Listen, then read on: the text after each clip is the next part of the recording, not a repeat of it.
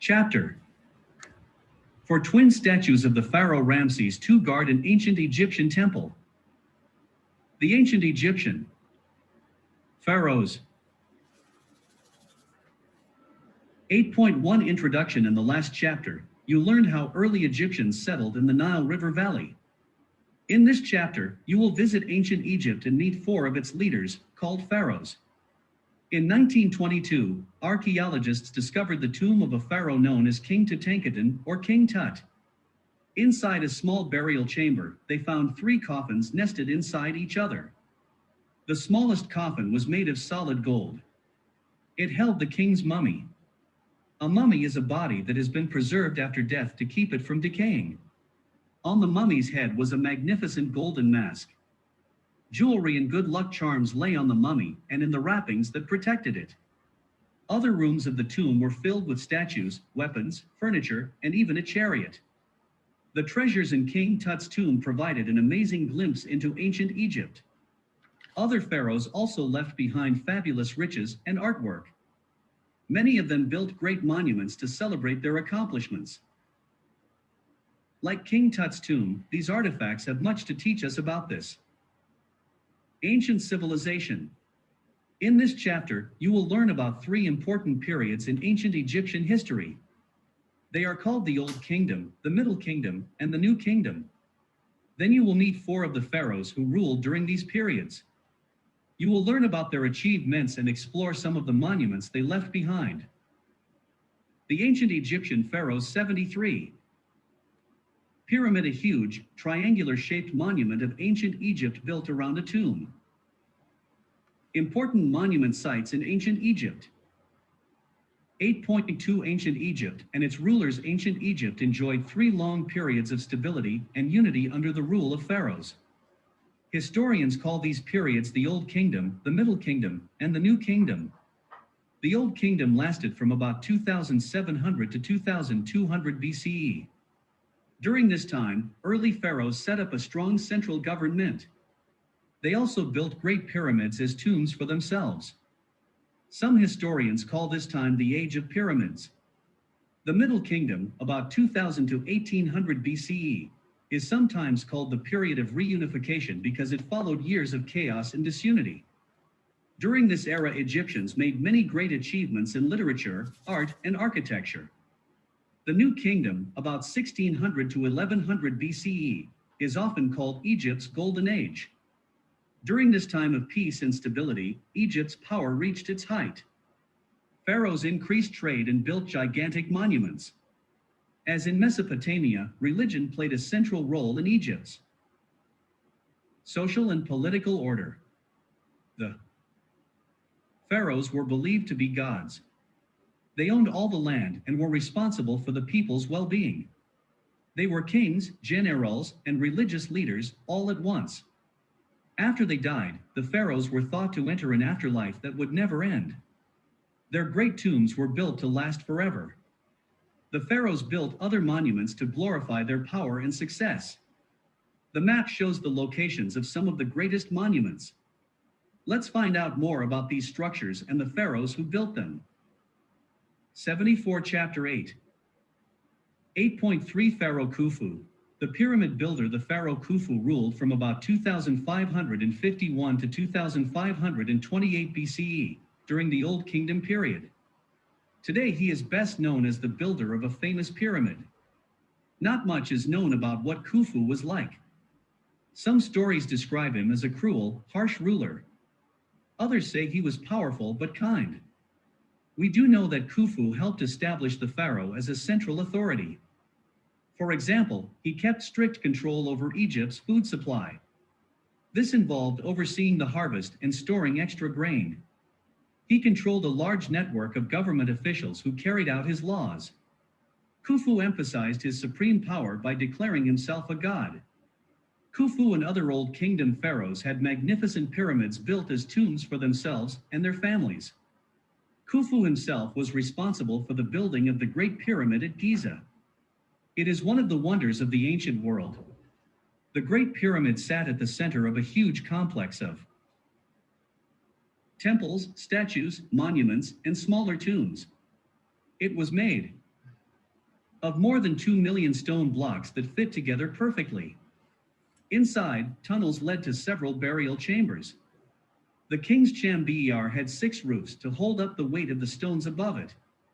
Building the Great Pyramid was an amazing feat. No one knows exactly how the Egyptians did it. The pyramid took more than 20 years to complete. Khufu maintained full control of the building project. He organized and fed thousands of workers. The completed pyramid was a stunning monument to Egyptian engineering. Khufu began construction on the Great Pyramid as soon as he became pharaoh. This 3-inch-high ivory statue is a portrait of Khufu, the ancient Egyptian Pharaoh 75. This statue of Senusret shows him clutching an ankh in each hand. The ankh was the Egyptian symbol of immortality or eternal life. 8.4 Pharaoh Senusret I, patron of the arts. The Pharaoh Senusret I ruled from about 1971 to 1926 BCE, during the Middle Kingdom. He was a strong leader who ruled a stable, unified Egypt. Art, literature, and architecture flourished during his reign. Craftspeople thrived under Senusret's rule. The pharaoh controlled mines loaded with gold, copper, and gems such as purple amethyst. Craftspeople fashioned these materials into beautiful pieces of jewelry. Bracelets and necklaces were often highly detailed. They were then decorated with stones like turquoise. Some of the greatest works in Egyptian literature were written during Senusret's reign. The story of Sinu tells of a young official named Sinu who overhears a plot to kill the pharaoh. Fearing for his own life, Sinu flees Egypt. He thrives in his new land, but he grows very homesick. When a new pharaoh calls him home, Sinu returns joyfully. Senusret's greatest accomplishments were in religious architecture.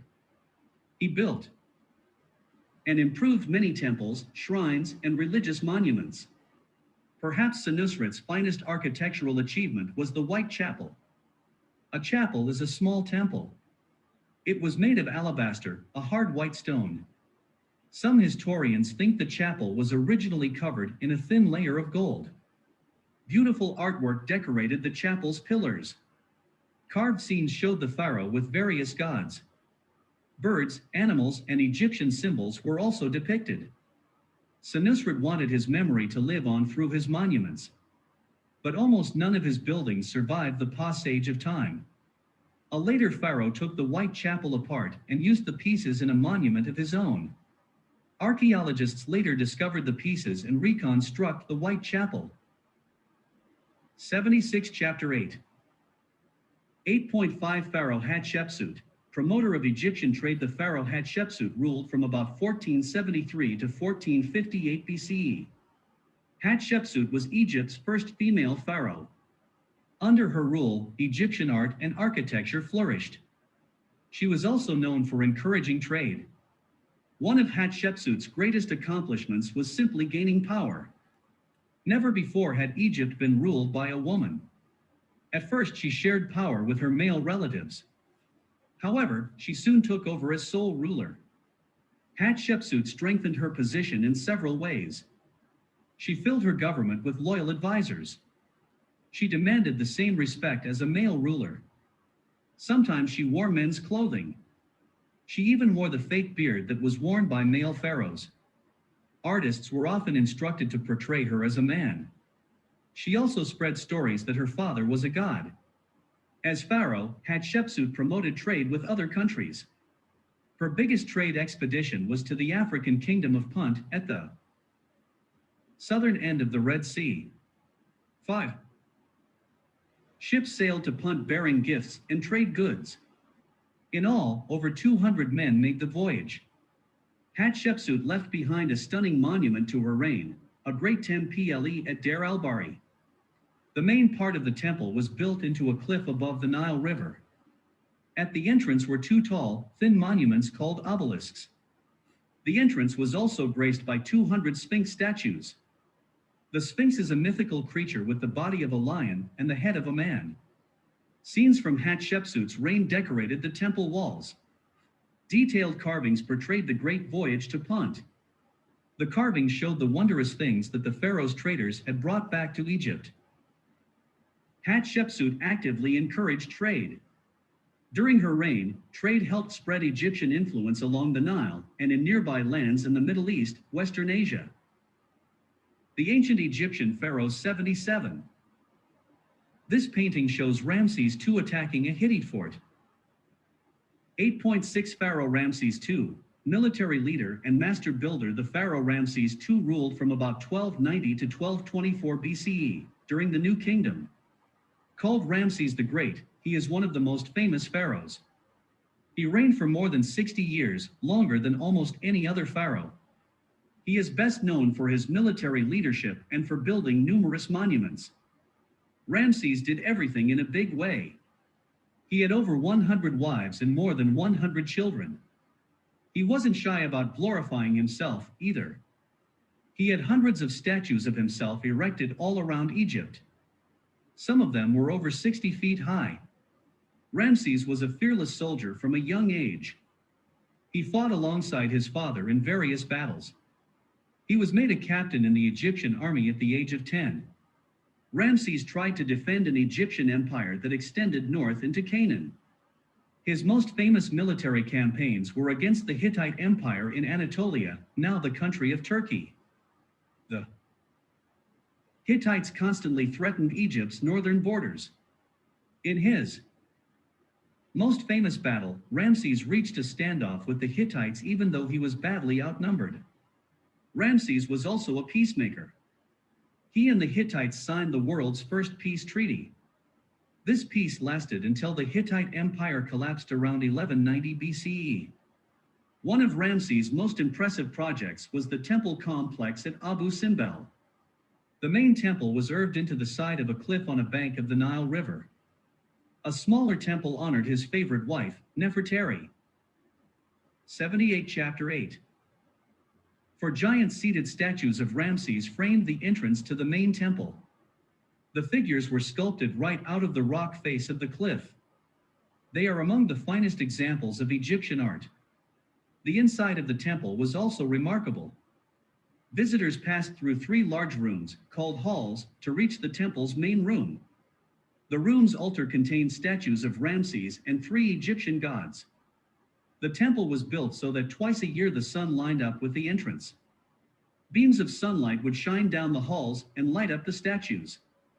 Ramses built more temples and monuments than any other pharaoh in history. When he died, he was buried in a tomb that he had constructed for himself. His is one of the best preserved mummies ever found. 8.7 Chapter Summary. In this chapter, you learned about 3 long periods of stability in ancient Egypt: the Old Kingdom, the Middle Kingdom, and the New Kingdom. You explored the accomplishments of 4 pharaohs who ruled during these times. Khufu built the Great Pyramid. Senusret encouraged Egyptian art and literature. Hatshepsut, Egypt's first female pharaoh, promoted Egyptian trade. And Ramses the Great was a superior military leader and builder of monuments. Pharaohs were at the top of Egyptian society. In the next chapter, you'll learn about the rest of Egypt's people and what daily life was like in the New Kingdom. This is the mummy of Ramses II. Egyptians believed that preserving the bodies of the dead was necessary for the afterlife. The ancient Egyptian Pharaoh 79.